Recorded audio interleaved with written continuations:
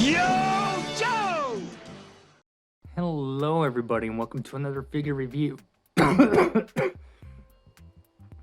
Welcome back to another figure review. We have Cobra Shadow Tracker, who is a Walmart exclusive character, which is a bit of a shame because this guy looks pretty cool. And reminder to take steps, I don't want to walk right now. But Cobra Shadow Tracker here, we have nice portrait there, and then we have, of course, sort of the digital render here, and then we have someone parachuting or jumping in there.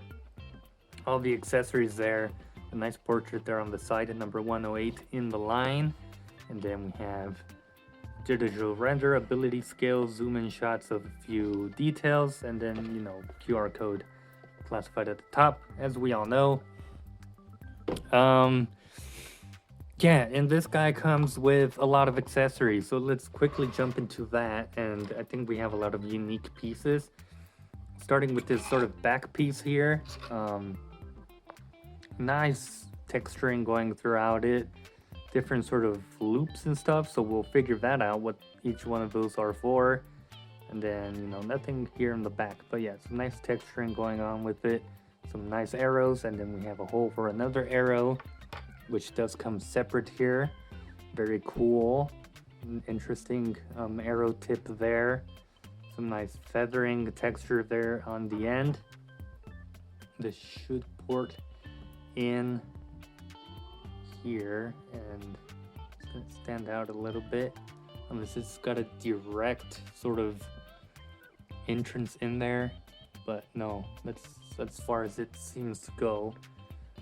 These are also kind of the separate piece, as you can see there. They're kind of unglued, this little section here, but they're not removable. It's just the one. We do have, let's see, we have a crossbow, which I believe is new, and I don't know if it's supposed to be this bent up. I don't know. That's how it came out. I'm not sure if that's how it's supposed to look, all that warpage. I'm just gonna say that's the design of it. But yeah, very interesting sort of crossbow, very intricate design here going on. And it's not the same one used with Storm Shadow either. But I assume you'd grab it from here and then pull back on the string. So yeah, very interesting crossbow design. We have this hatchet here. Looking not very sharp, but you never know what a hatchet can do. No painted silver, so that's a bit of a shame, but yeah, some nice texturing there, and it is a new accessory we haven't seen. And then we have this interesting blade here, with a silver plate, very thick blade there, a nice handle there, wrapping going on. And then we have a suppressor of some kind. I'm not too sure what this is for. Yeah, the packaging says it goes on here. I'm gonna try and do it on screen on camera. So it shows it like that, so I'm not too sure what that's for or what that's all about. And then we have two other separate sort of face masks. And then we have one here with a translucent kind of yellow piece going on, and I'm not too sure how well you can see all those details in there, but it's sculpted nicely. You have sort of vents and stuff. So yeah, very cool. And then you have this other face mask with some paint going on to the black there, which is a bit unfortunate, but man, that is some creepy stuff going on with this guy. The teeth came out looking good. Yeah, this guy's just creepy. Some white bleeds onto the other stuff, but overall it's a good kind of skin color, not skin color, but bone color going on for the mask. And that brings us to our main attraction, which is the figure itself. And that looks terrifying if you were to just see that out somewhere, just looking back at you. This is a very, more newer, recent sort of G.I. Joe Cobra character from the late 2010s or something, or early 2010s. I'm not too sure, but yeah, he a lot of people refer to him sort of like Predator looking kind of dude. But yeah, you can see he is a African American or at least dark skinned character. Articulation wise, because he does have a lot of hair and that hair looks pretty amazing. So looking up won't really happen. It is very soft, but they're also using the ball joint dumbbell system in there, so you don't get a lot of up range. Looking down, not the greatest either. You do get some head pivoting there. Arms, this is sort of I wanted to say this is Zartan, but the only Zartan reuse is down here at his legs, so it's the same boots, shin guards, knee guards, and thigh guards. But up here, this is new because this has fur coming out of it. The textured sort of snake pattern on his gloves are new. This vest is new, and the shoulder piece is new. I think it is reused because it has the band there, which Zartan also has. So maybe we just swapped it the forearms and hands.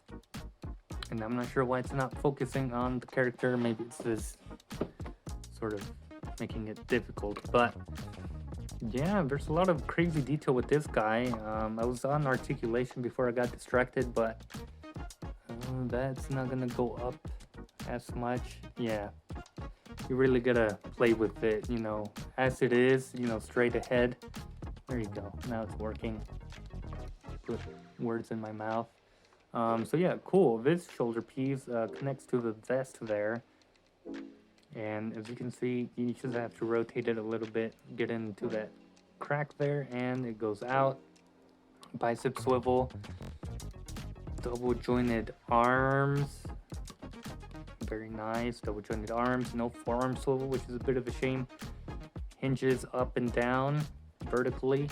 This one does as well, so they're both vertical hinges, up and down. You do have your waist swivel, which is a bit too springy, so hopefully that doesn't twist off at some point. Ab crunch is going to be limited due to the vest. I can't speak anymore. Kick forward about that much and out about that much. Back, you won't go back too much. Upper thigh cut. Double jointed knees, and then you do have your boot swivel there. Boot goes back and forward that much. And just noticing, these may be new legs and not the Zartan ones, because the Zartan ones were pinned, if I remember correctly. Alright, so they are the same legs. I forgot the Zartan had pinless legs by the time he came out, because he was pretty early in the classified line when he kind of came out. But yeah, there's a lot of crazy detail going on with this guy. They added a sort of holster here. I'm not sure for what. You know, different rope going around his waist there to hold this pelt up. Sort of a, I don't know what kind of cat you would call that. Different teeth hanging out there. The vest has some nice texturing to it. The skull on the shoulder, some nice bone color, like I said before. Some nice fur texturing going throughout this guy. And then there's that creepy looking face there. You do have another necklace there with sort of a bird skull and different teeth going on. You know, some detailing there in the braids. Little earring there on that ear and on this side too. So yeah, and then that face sculpt, just crazy looking, and it's not removable. So I assume the way you put these on is just by putting them on the guy itself. So there's how that looks. So it kind of matches with all the bones. Oh, I forgot to show these bones on this side over here. Yeah, and then his boots have like some flames on them too. But yeah, you can put this face mask on there or this other one. And I assume they should stay in place rather well. This one not so much. As you can see, it kind of falls down. But yeah, I mean, I don't know. This is supposed to resemble some sort of activated mask ability, kind of like, you know, he's invisible now, or you know, he's not easily detectable or something. But yeah, it does not stay on there very well. It will just sort of pop off. This one kind of stayed in place very well. I'm shaking it pretty roughly, so that one stays on there pretty well, but I think it's going to be a bit difficult to, you know, pose them and then, you know, with the mask on, so maybe just pose them and then put the mask on. But yeah, he's not too bad. He's pretty decent looking figure. The accessories are fun, and I guess we might as well get into, you know, storage. This is going to be kind of an issue because he has a lot of hair, and so I assume that just pops in there. I don't think it went all the way through because it is a vest and it has to go through the vest and then into the back hole of the figure itself. It's very tight. Even had troubles with the other G.I.Joe wolf spider.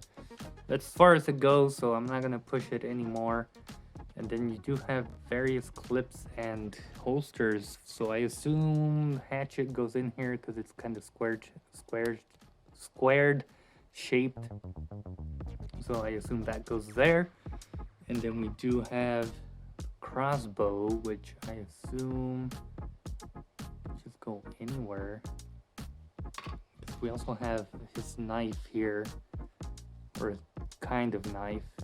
I'm just gonna assume this one goes here as such.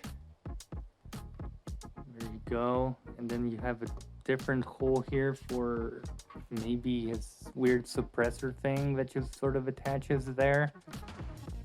Or maybe to put this here. Yeah, I'm not too sure how you store that. I'm just gonna assume it goes in like that, or maybe down here. But then that sticks out too much. I don't know. You can do whatever you want with your own shadow tracker. I'll probably just put it like that, or display him with the crossbow in his hands. But yeah, again, very clever reuse going on here. Similar to what we saw with Wolf Spider. But yeah, overall, this guy just looks cool. I mean, there's a lot going on with the design, which can be kind of bothersome or cumbersome when, like, you know, posing him around and stuff and whatnot, moving him around.